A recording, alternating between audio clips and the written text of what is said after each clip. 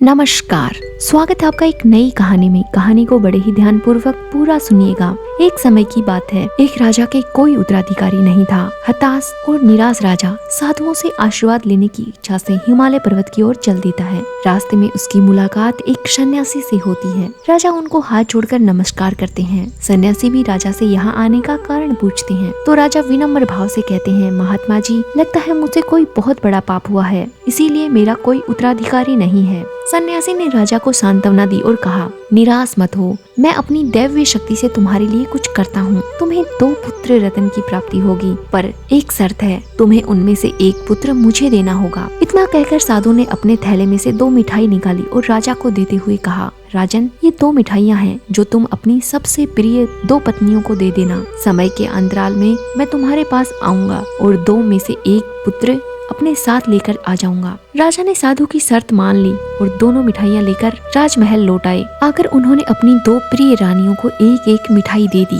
लेकिन वो सन्यासी वास्तव में एक तांत्रिक था, लेकिन राजा इस बात से अनभिज्ञ थे। समय बीतता है, राजा के घर में 2 बेटों ने जन्म लिया, लेकिन राजा को सन्यासी का दिया हुआ वचन याद था। लेकिन राजा दोनों बेटों में से किसी को भी अपने आप से अलग नहीं करना चाहते थे। धीरे धीरे उनके बेटे बड़े होने लगे। राजा दोनों से बराबर स्नेह रखते थे। एक दिन अचानक वो सन्यासी राजा के दरबार में आते हैं और राजा से कहते हैं, राजन, आप अपने दोनों पुत्रों को बुलाएं। राजा अपने पुत्र को नहीं देना चाहते थे।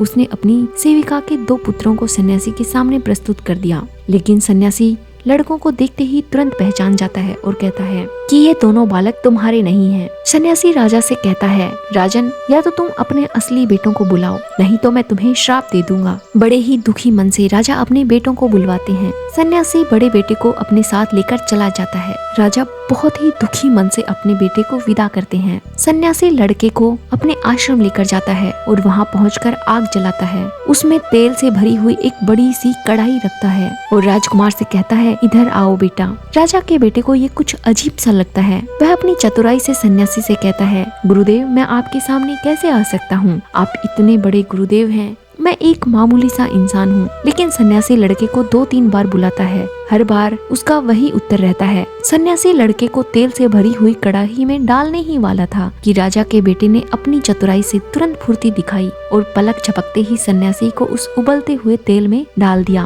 वह तांत्रिक पूरी तरह से जलकर भस्म हो गया था। राजा का बेटा अपनी चतुराई से बच जाता है और इधर उधर नजरें दौड़ाता है तो उसे पता चलता है कि एक छोटी सी चाबी से ये ताला खुल जाएगा। वह दरवाजे का ताला खोलता है। अंदर तहखाने में उसे बहुत से लोग बंद मिलते हैं, साथ ही 2 घोड़े, 2 बड़े शिकारी कुत्ते और 2 बाघ भी इस कैद खाने में बंद होते हैं। राजा का लड़का सभी बंदियों को आजाद कर देता है और उन जानवरों को अपने साथ लेकर शहर की ओर चल देता है। रास्ते में वह अपने पशुओं को चराता हुआ और खूब मौज मस्ती करता हुआ जा रहा था। रास्ते में उसे एक आदमी मिलता है। वह उस बालक से पूछता है कि बेटा, तुम कौन हो? ये मेरा क्षेत्र है, यदि तुम इस रास्ते से जाना चाहते हो तो पहले तुम्हें मुझे हराना होगा। राजा का लड़का थोड़ा आश्चर्यचकित होता है, लेकिन वह उसकी ललकार को स्वीकार कर लेता है। वह व्यक्ति राजा के लड़के से शर्त रखता है, यदि तुमने मुझे हराया तो मैं तुम्हारा गुलाम, और यदि मैं तुम्हें हराता हूँ तो तुम मेरे गुलाम हो जाओगे। राजा का लड़का शर्त मान लेता है। दोनों आपस में लड़ते हैं, लेकिन राजा का लड़का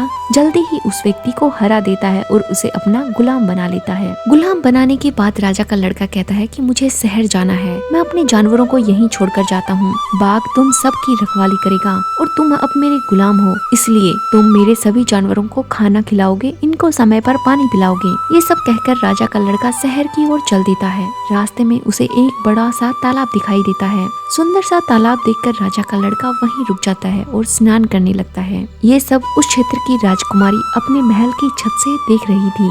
जब उसने इतना सुंदर युवक देखा, गठीला शरीर, हष्ट पुष्ट, सुंदर नाक नक्श, ये सब देखकर राजकुमारी उस लड़के पर मोहित हो जाती है और उसे कोई राजकुमार समझ लेती है। मन ही मन उसे अपना पति स्वीकार कर लेती है और सोचती है, यदि मैं विवाह करूंगी तो इसी लड़के से। राजकुमारी अपने पिता के पास जाती है और विवाह की इच्छा जताती है। राजा अपनी बेटी की इच्छा मान लेते हैं और पूरे राज्य में घोषणा करवा देते हैं कि आज मेरी पुत्री का स्वयंवर है। जिसे भी वो चुनेगी उसके ऊपर इत्र डाल दिया जाएगा छोटे बड़े राज्य के सभी व्यक्ति दरबार पहुंचते हैं। राजा का लड़का भी सन्यासी के वस्त्र पहनकर राजा के दरबार में आता है। राजकुमारी ने छज्जे से ही सभी लोगों को देखा और वह सन्यासी के वेश में उस राजा के बेटे को पहचान लेती है। राजकुमारी ने अपनी सेविका से कहा कि ये इत्र लो और जाकर सन्यासी के वस्त्रों में बैठे उस व्यक्ति के ऊपर डाल दो। सेविका ने राजकुमारी की आज्ञा का पालन किया और उस सन्यासी के रूप में बैठे राजा के बेटे पर वह इत्र डाल दिया। राज दरबार में उपस्थित सभी लोगों ने कहा शायद राजकुमारी को कोई वहम हो गया है, ये उनकी कोई भूल है। पर राजकुमारी कहती है कि मुझे इसी सन्यासी से विवाह करवाना है। राजा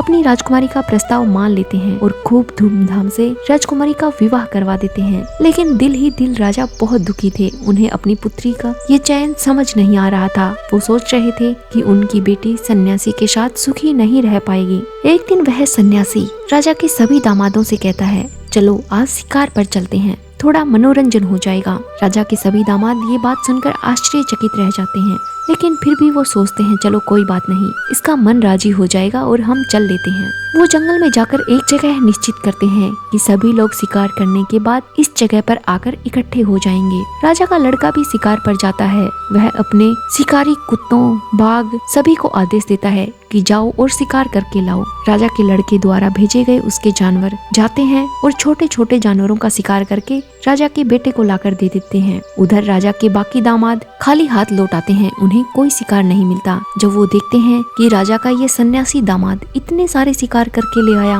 वो बहुत खुश होते हैं। उन्हें लगता है कि ये बहुत बहादुर है। जब राजा को ये बात पता चलती है तो वह तुरंत उस सन्यासी लड़के के पास पहुंचते हैं। राजा के लड़के ने भी अपनी सारी असलियत बता दी। उसे ये मौका सही लगता है। जब राजा को ये बात पता चलती है कि ये किसी राजा का लड़का है, राजकुमार है, तो वो बहुत खुश होते हैं, उसे गले लगा लेते हैं और खुशी खुशी में अपना उत्तराधिकारी घोषित कर देते हैं। अब राजा का लड़का खुशी खुशी अपने राज्य में राज करने लगा था। उसने अपनी चतुराई से उस तांत्रिक से भी छुटकारा पाया और राजकुमारी से विवाह कर राज भी पाया। इस कहानी से हमें यही शिक्षा मिलती है, जब आपके पास कोई रास्ता ना हो, आप बल का प्रयोग ना कर सको, तो बुद्धि का प्रयोग करो। कहानी कैसी लगी कमेंट करके जरूर बताइएगा और ऐसी ही प्यारी कहानियों के लिए हमारे चैनल को जरूर सब्सक्राइब कीजिएगा। धन्यवाद।